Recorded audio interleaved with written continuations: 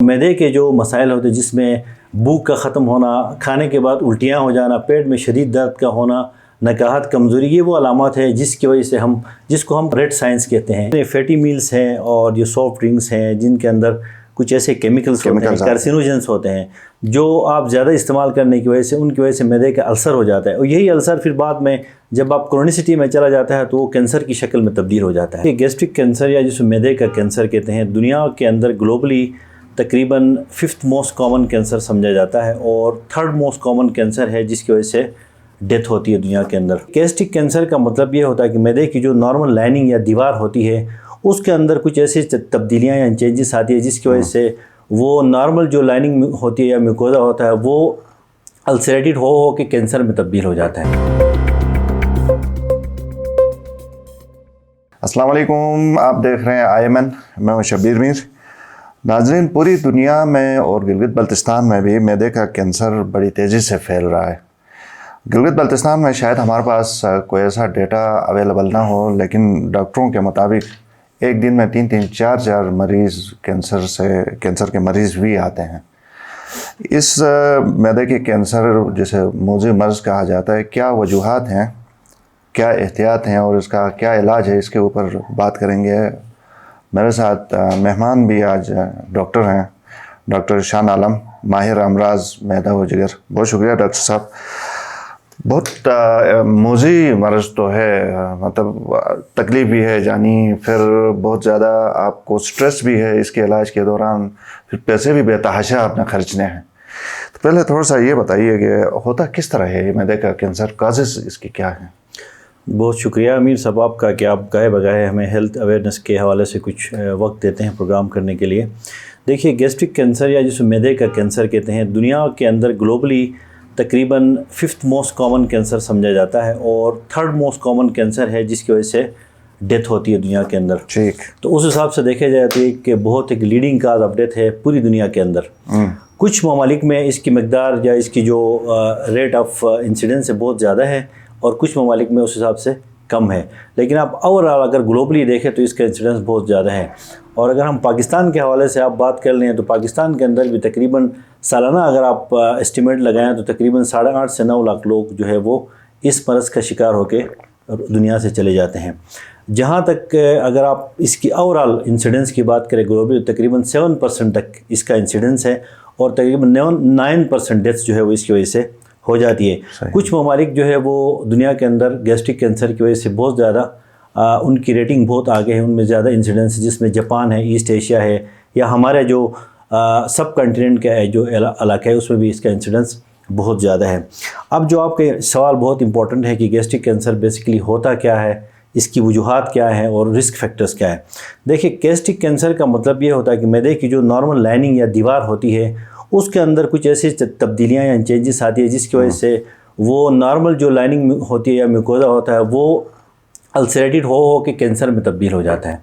अब उसके लिए जो ग्लोबली दुनिया के अंदर जो सबसे मोस्ट कॉमन का समझा जाता है वो H. pylori ऑर्गेनिज्म, जिसे हम एक बैक्टीरिया है, जैसे कि सारे लोग आजकल उससे वाकिफ़ है कि आजकल क्योंकि हर मरीज़ को हम H. pylori एरेडिकेशन करते हैं। उसकी वजह ये कि तकरीबन 65 से लेकर 85% पॉपुलेशन को ये का समझा जाता है रिस्क फैक्टर, लेकिन उनमें से सिर्फ लकीली 2% या 3% लोग ये होते हैं जिनको H. pylori की वजह से जो है वो कैंसर हो जाता है। इसी तरह एक बहुत बड़ी लंबी लिस्ट है जो मोटी मोटी चीज़ें हैं, उनमें खुराक का बड़ा रोल है, जिसमें हम जो स्मोक्ड फूड है, नमक है, साल्टेड फूड है, पिकल्ड फूड है, इसके अलावा जो हम बहुत सारी ऐसी चीज़ें हैं, रेड मीट है, मतलब एक बड़ी लंबी लिस्ट है। लेकिन ये थोड़ा सा समझाइए कि कोई पेशेंट को जब पेट में दर्द हो या मैदे में दर्द हो, जब क्या वो सिम्टम्स हैं कि वो उसको शक हो या फिर वो जाकर डॉक्टर से दिखाए? देखिए, मैदे के जो कैंसर है उसकी अलामत यूजुअली कुछ अरसे बाद अपीयर हो जाती है, बहुत ज़्यादा जल्दी अपीयर नहीं होती, उसमें कुछ साल लग जाते हैं।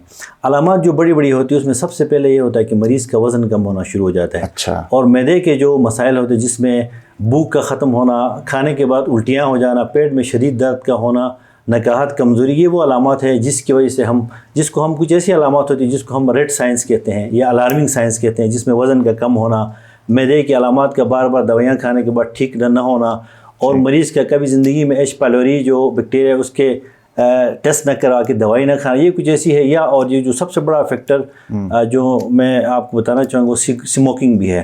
سگریٹ اسموکنگ بھی ایک بڑا رسک فیکٹرس ہے جو گیسٹرک کینسر جو ہے وہ کاز کرتے ہیں. اس کے علاوہ جو کچھ وائرسز بھی ہے اور جو دوسری چیزیں ہیں، کچھ ڈرگس بھی ہیں، کچھ جن کی وجہ سے السر ہو کے کرونک بن کے پھر وہ کینسر میں بھی کنورٹ ہو جاتے ہیں. تو یہ بہت سارے ایسے فیکٹرز ہیں جس کی وجہ سے جو ہے وہ مین علامات یہی ہیں جس کی وجہ سے. صحیح جی. خوراک میں ایک تو دیسی فوڈ کی اکثر ہم بات کرتے ہیں نا، آج کل رجحان سافٹ ڈرنکس کا زیادہ ہے. جس طرح آپ نام نہیں لیں گے لیکن جوسز ہیں، یہ آپ کے دوسرے جو بیوریجز ہیں، تو یہ بھی ٹھیک نہیں ہے، ان سے بھی اوائڈ کرنا چاہیے. بالکل جی. اب میں نے کہا کہ جتنے فیٹی میلز ہیں اور یہ سافٹ ڈرنکس ہیں جن کے اندر کچھ ایسے کیمیکلز ہوتے ہیں، کارسینوجنس ہوتے ہیں، جو آپ زیادہ استعمال کرنے کی وجہ سے ان کی وجہ سے معدے کا السر ہو جاتا ہے. اور یہی السر پھر بعد میں جب آپ کرونیسٹی میں چلا جاتا ہے تو وہ کینسر کی شکل میں تبدیل ہو جاتا ہے.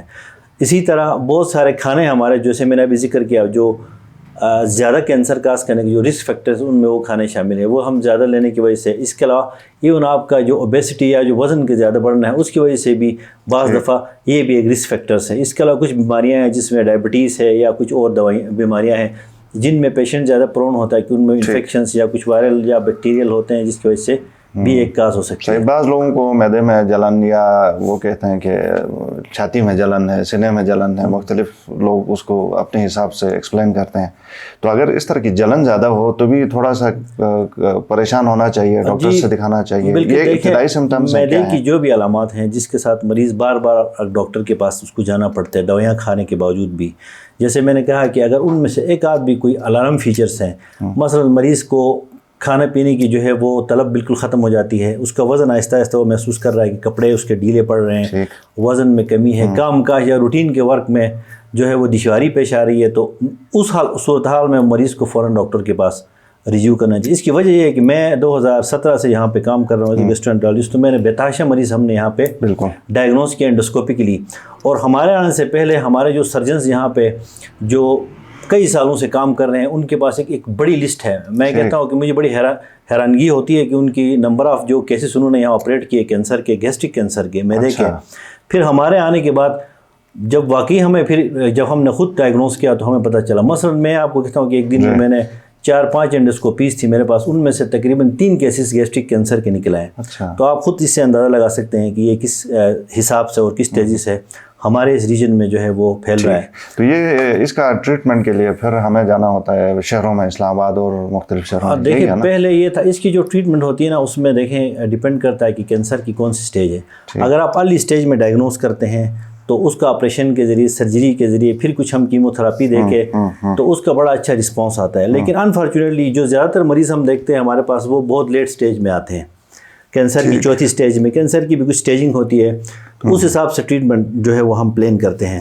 اب پہلے زمانے میں یہ تھا کہ چونکہ یہاں پہ ہمارے پاس سرجنس تو تھے لیکن آنکولوجسٹ نہیں تھے، یا کوئی کینسر کے لیے لوگوں کو اسلام آباد یا شہروں کا رخ کرنا پڑا. لیکن اب لکلی ہمارے آپ گلگت میں بھی ایک جنور ہاسپٹل جو کینسر کا ہاسپٹل بنا ہے، اس میں اب ہم نے کی یہاں پہ کیموتھراپی اور یہ چیزیں یہاں پہ شروع ہو گئی ہے پراپر.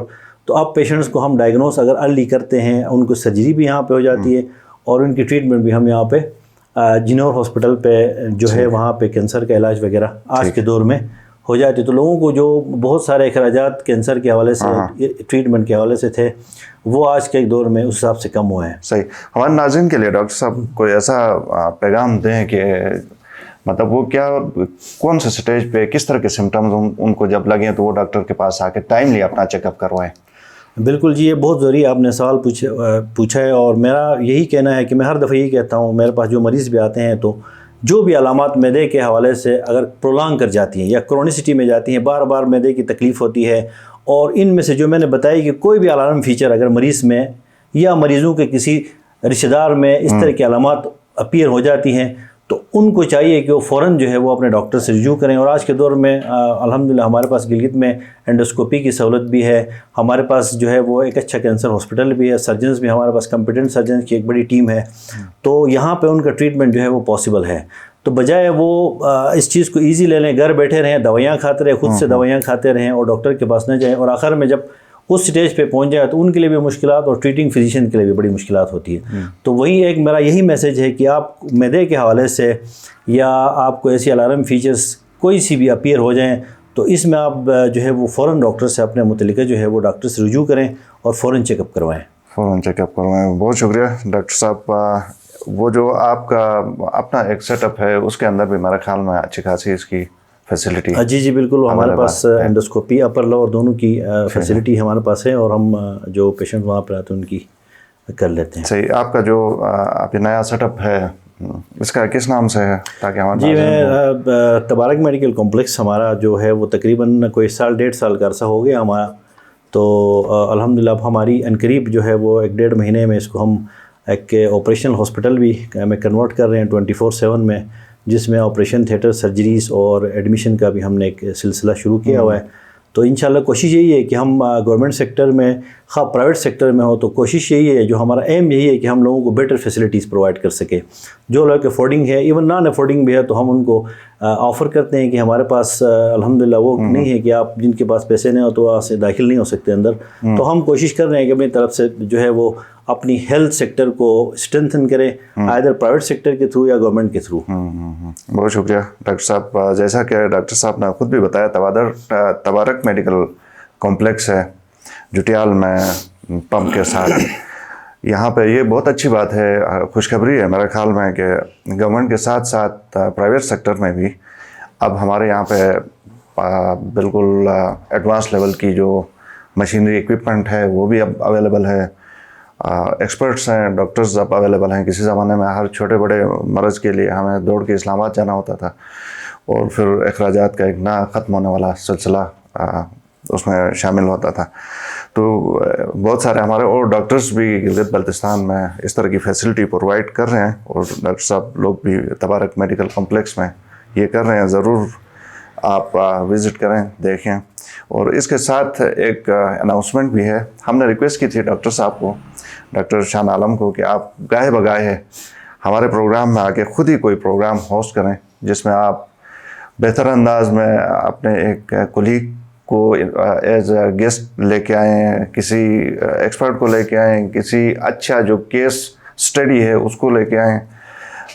پاکستان کے دوسرے حصوں سے آنے والے ایکسپرٹس کو میں جب کسی کا چکر لگے تو ان کو لے کے آئیں.